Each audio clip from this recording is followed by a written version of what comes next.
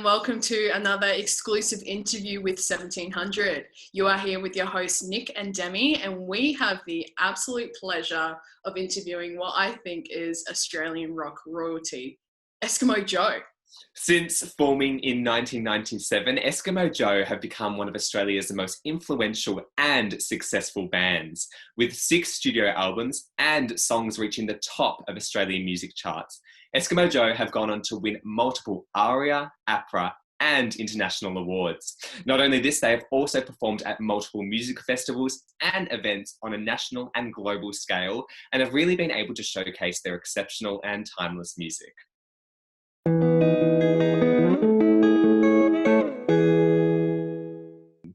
Here to talk about the most recent single, Say Something, is lead singer of Eskimo Joe, Kav Temperley. Thank you so much for being with us today, Kav.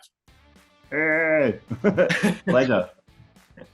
Wonderful. Thank you again. How have you been going through this whole situation? We find ourselves in very strange circumstances. How have you and the band been holding up? Well, it's pretty strange. I mean, it's definitely the longest period of time I haven't gotten on a plane or gone to do a gig.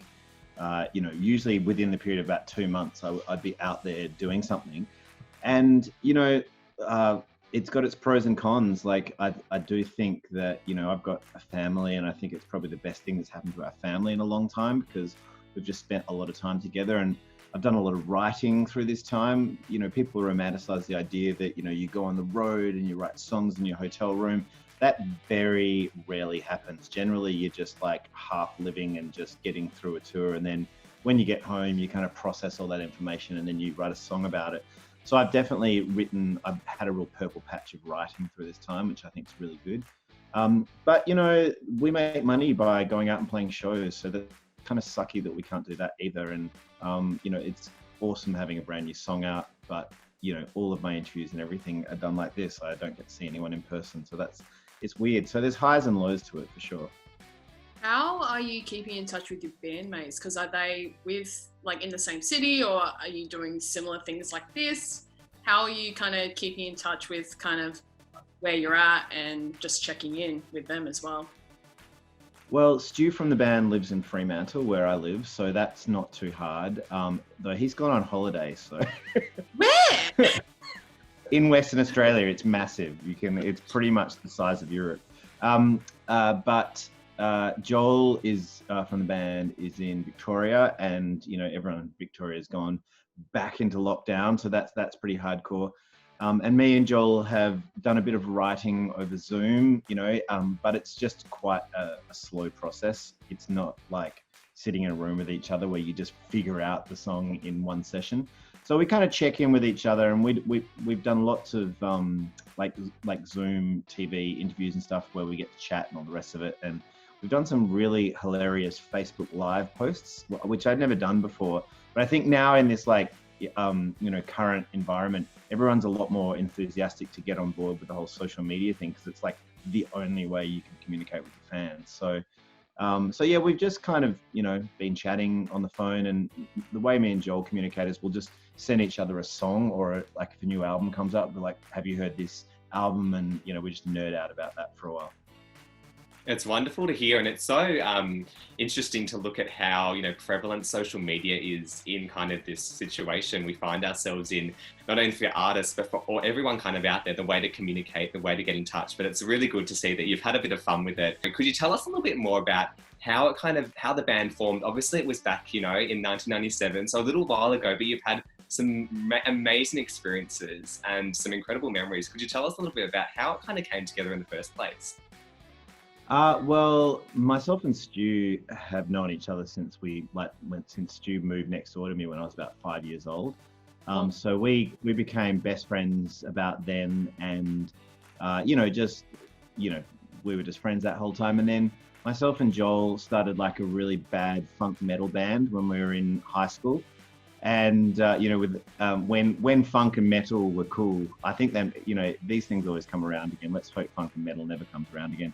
But so we started a band, but it wasn't really my jam. Like, really, I love bands like the Pixies and the Police and the Beatles and stuff. So I wanted to do stuff that was less funk metal, basically. So I started writing a bunch of songs, and Stu came on board, and then Joel, we were auditioning drummers, and Joel was actually the guitarist in our other band, and he said, "Oh, I'd love to come and audition on drums." And as soon as we got in the room with each other, it was just an instant chemistry of personalities, and I think that has really seen us through our career, because, you know, you have some really tough times on the road, you know, but, you know, really what it comes down to is like, why did one band on stage feel really, really comfortable to watch and another band feel just kind of awkward? You know, with us, it's always been really easy with each other, and I think that comes across on stage, and it certainly comes across when we're in a room with each other, just hanging out and writing music. So, you know, that's where we started, but I think the reason why we're still a band is we're still friends, and we just have good chemistry as people. The fact that you and Stu were like next door neighbours and became best mates from that just warms my heart, honestly. Yeah. But I know that. Yeah. Sorry, go on. As you mentioned, this band has been together for quite a while, and you've gone through a lot together, I imagine. With being especially in the Australian music industry first and foremost, have you noticed many things have changed, or anything super contrasting, super different, or is it pretty much the same all the way through? Well, I think when it comes down to just the music, it's the same all the way through. You know, you have a scene comes up, it's generally based around a certain sound, and then you'll see these kind of mavericks rise up and just kind of completely turn it on its head. That seems to happen over and over again.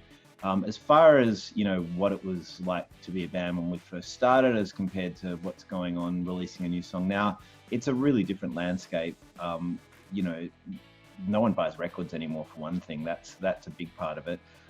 But it would be really, really tough, I think, for a band coming up as, you know, trying to make their way in the world, and everything moves so much faster, and, you know, it would be very hard to, you know, just get traction in this point in time. But in saying that, I think that the quality of music coming out and the amount of music coming out is better and bigger than it's ever been. I think that as a country, you know, we're less, you know, backwater than we ever were. I think we're a lot more sophisticated in our approach, and you can see it in, like, you know, do-it-yourself bands like Tame Impala from Fremantle. You know, they you know, Kevin from Tame, he started basically doing everything on his own on a tiny little digital 8-track recorder, and he's got more sophisticated as he's worked with all these people. And now, you know, people like Beck are copying him. Beck, for God's sake, you know, and I think that just says a lot about, you know, how much we've progressed as a musical nation. You know, like that, you know, some guy from Freo can make an album in his, you know, bedroom, and it can be world class. So as far as it being harder, yes, it's harder, but I think the music's probably better than it's ever been. I think it's really fascinating to hear you kind of say that, Kav, and see how the Australian music industry has progressed and has evolved, and just seeing all these kind of new types of music, but also new ways to produce music. It's really interesting to kind of look into and to kind of analyze and, you know, kind of just be fascinated. I think one thing that we could argue that hasn't changed is the sense of nostalgia. I think it's quite timeless. And look, I must admit, I grew up with your music, and there's nothing quite like dancing to a, you know, primary school disco party to Black Fingernails, Red Wine. I must say it was an absolute bop, and it still is. How do you feel the nostalgia and the kind of the idea of nostalgia relates to your music, and also kind of the wider picture of music? Well, I think, you know, there was a time probably, I mean, we've just had a break for 7 years from recording any new music. So there certainly was a time that we were approaching towards that time when we were going to take a little bit of a time off of that, where it felt like it was the right time, you know, like as a band, you get so caught up in the idea of what's cool and what's not cool, but what's cool one year is not cool the next year, and so on and so forth. So we really felt like we needed to take a break just so we could come back to it and kind of build from the ground up who we are as a bunch of people and what we do musically. With the nostalgia thing, you know, we didn't stop playing shows through that time. And there was a certain point that I just felt it click over, where we stopped being, you know, a band who wasn't as cool anymore, to this band where, you know, we were doing these festivals, and there was, you know, kids who are 18, 19 now, and they were like, oh, I was 4 years old when Black Fingernails came out, and it's been my favorite record my whole entire life, and now I'm seeing you guys for the first time. and these kids are almost crying. And for us, I think that was I hate to say it, but that was completely lost on us when we were in the middle of making these records. We're like, yeah, whatever, we're making a new record, it's going to be better than the last one, you know.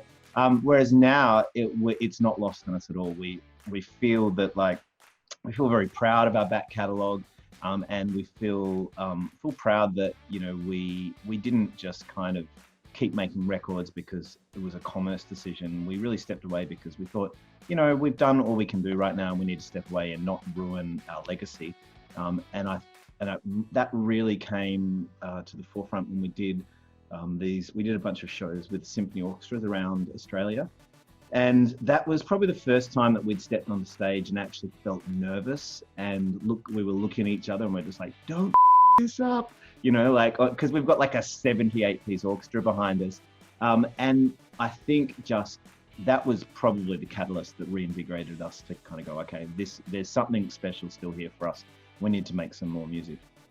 How exciting is it for you? Because 7 years, quite a long time. We've all gone through quite a bit in 7 years. How exciting is it to be back, really? It feels really good. I would like to be, you know, with my band rehearsing right now and learning how to play that song live and working on some more new music.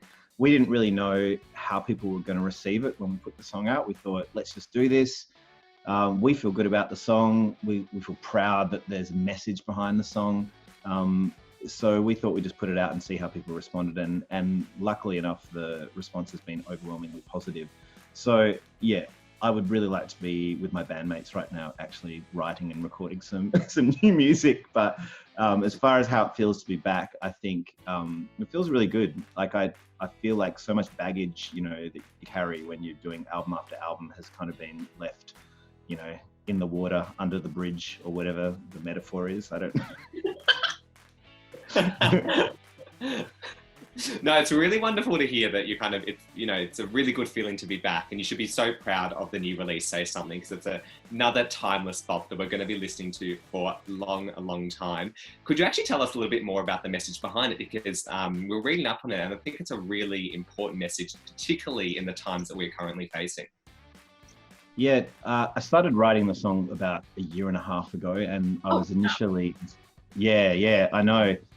So because we'd done these symphony orchestra shows, and I kind of got off the back of them, and I was like, okay, I really want to write a new song now. And this idea started to bubble around my head, and I was just really inspired by what was going on with all the climate activism, and how, like, you know, it was the youth who were really making everyone pay attention.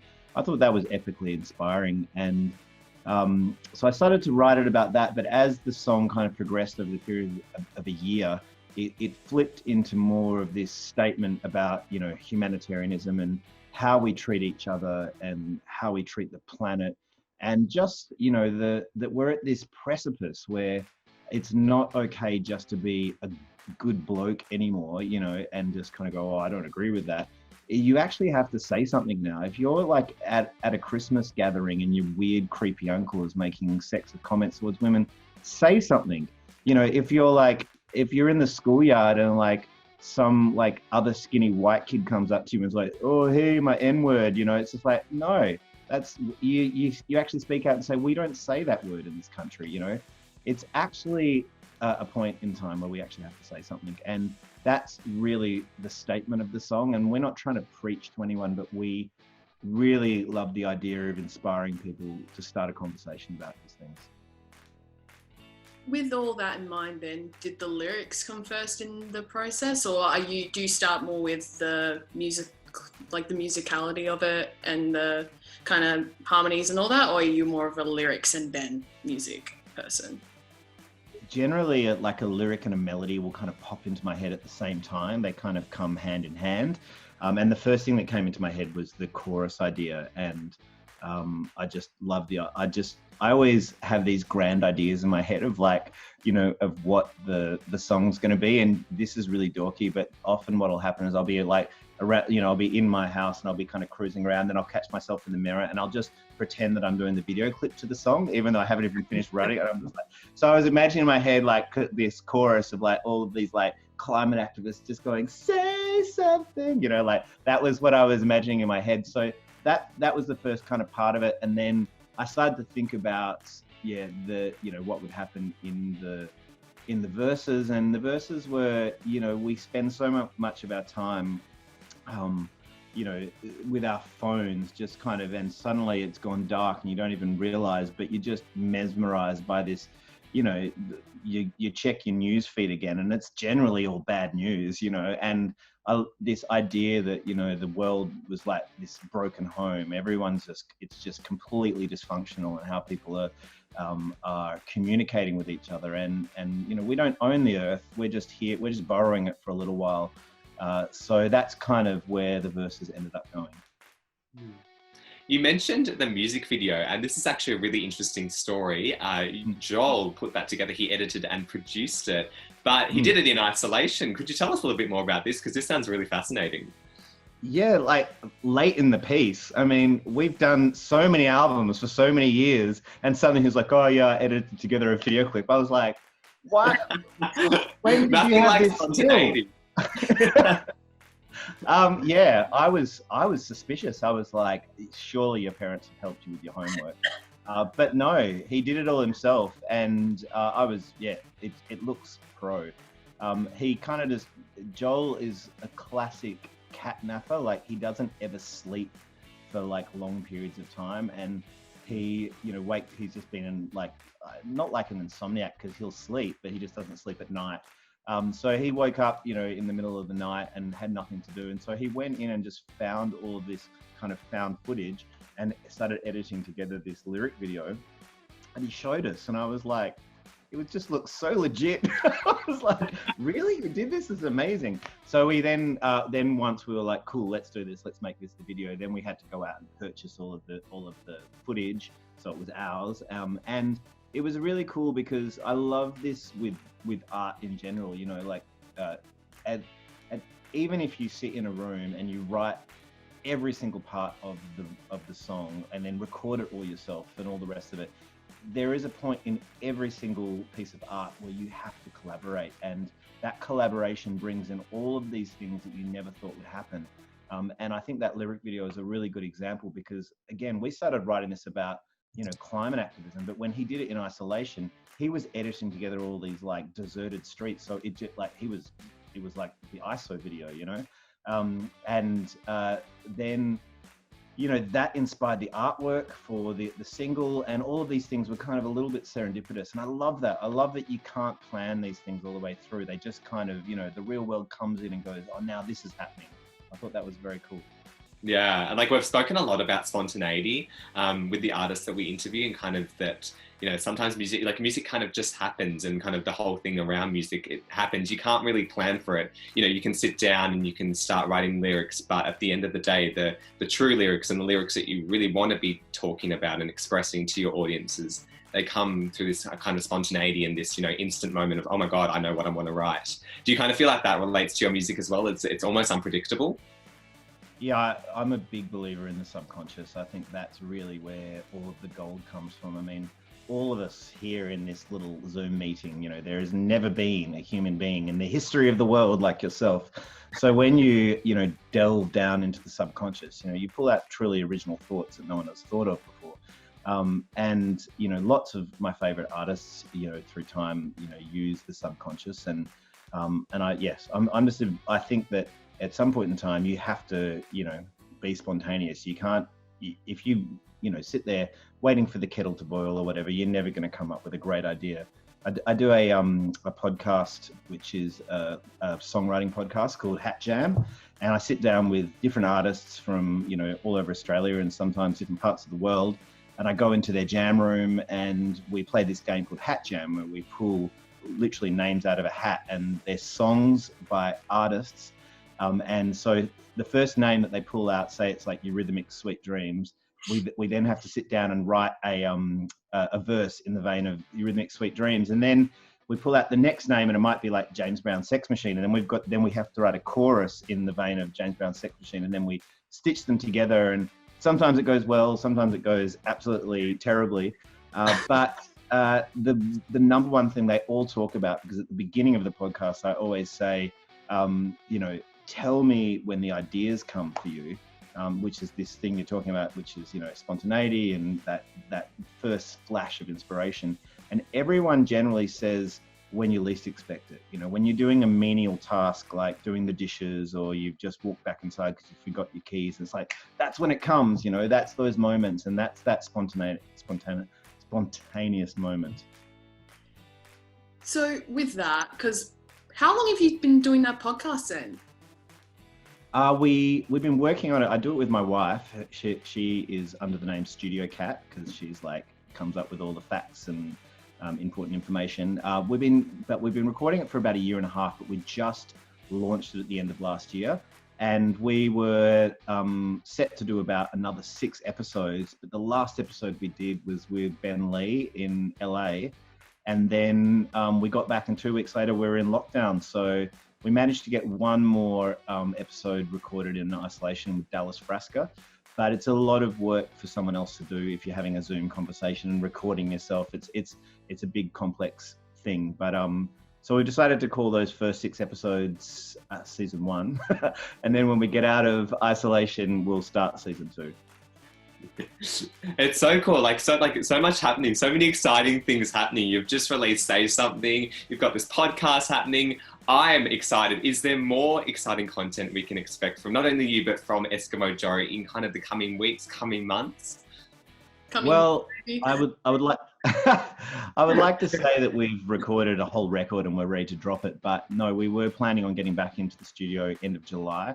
But like I said, Joel's stuck in Victoria, and just as I was on my way here, I was looking at my news feed, and they were basically saying they've closed all the borders again in Victoria. So I don't think that's going to happen anytime soon, but I'll keep writing it, and hopefully we'll get a chance to record it. In the meantime, along with you guys doing all of that, where can we find out more info on socials, websites, wherever you want us to reach out? Cool. Well, if anyone wants to reach out and contact us, or, send us messages, you can, Facebook's always a good one for Eskimo Joe, which is, I think, just Eskimo Joe Music. Same with Instagram. And then I've got my personal Instagram, which is Kav Temperley on Instagram. Probably messaging me on Instagram's the best. I do go on Facebook, but I'm a lot lazier on Facebook. I still tweet as well, so I'll send a few tweets out into the world. And then if you're interested in Hat Jam, same thing. We've got a Hat Jam Facebook and Hat Jam podcast, Instagram and Hat Jam. I don't know if we've got an Instagram, but yeah, it's out there. Wonderful. There are plenty of places we can find you, which is absolutely fantastic. Before we let you go, Kav, I just wanted to quickly ask, obviously Eskimo Joe have had some incredible achievements over the years. We prefaced this in our intro for this particular interview. You've had ARIA Awards, APRA Awards, International Awards. You've played at so many events that if we were to name them now, we'll be here for another half an hour. Could you just tell us a little bit about how these experiences were, playing at the AFL Grand Final, but playing at the Sundance Film Festival, and then you go into these ARIA Awards and taking home wins and getting your songs at the top of Australian charts? Obviously there's a lot there, but how were these experiences like? To tell you the truth, it kind of feels like a bit of a dream now. On this side of it, it's very strange to think back, and all of these things kind of feed into the magic number generator, which gets turned into songs and experience. But yeah, there's so many weird moments that things that we thought were going to be great, that then turned out terrible, but then turned out great. I mean, just thinking back to one of the first arias that we went to, which were up for actually a whole lot of awards for the first time. It was around our second album, A Song Is a City, and we got there and we were nominated for 8 ARIA Awards, and we pretty much lost every ARIA Award to Jet. And we went to the ARIAs dressed like we were going like dorks on our way to a school ball, because so we got ourselves suits because we thought that's what you wear to the ARIAs, and we got there, and every time Jet walked up onto stage, they didn't look like dorks from the school ball. They looked like rock stars, and the penny dropped for me at that point in time that it wasn't good enough to just be these kids from Freo telling us stories about being 20-somethings in Freo. Like, you needed to be the rock star. So I went home from that experience and I was like, right, what does a rock star look like? And I was like, I dyed my hair black, I painted my fingernails black, I got myself a black leather jacket. And that was the impetus for me to sit down and start writing the record Black Fingernails, Red Wine. So it's, you know, sometimes these experiences, you think you're having a day, and then you get home and you're like, well, this is going to inform what happens next. And then what happens next is amazing, because next time we went back to the arias, we won all the arias. So it was, you know, it was just one of those experiences. So that seems to happen over and over again. You know, it all kind of feeds into each other, and it's all part of the rich tapestry, you know. One last thing, because we didn't cover it earlier. Where can our audience stream your new single, Say Something? Well, the best place to go is probably, you know, your Spotify's, Apple Music, Amazon Music. I mean, I generally listen to Spotify, so just go there. That sounds like a good place. And, you know, we always direct people to places like YouTube to watch the video clip, or Spotify, because if you spin on those places, we actually make money out of it. And really, if we make money, we can keep doing what we're doing. So go out and stream us. And that's definitely what we plan to do.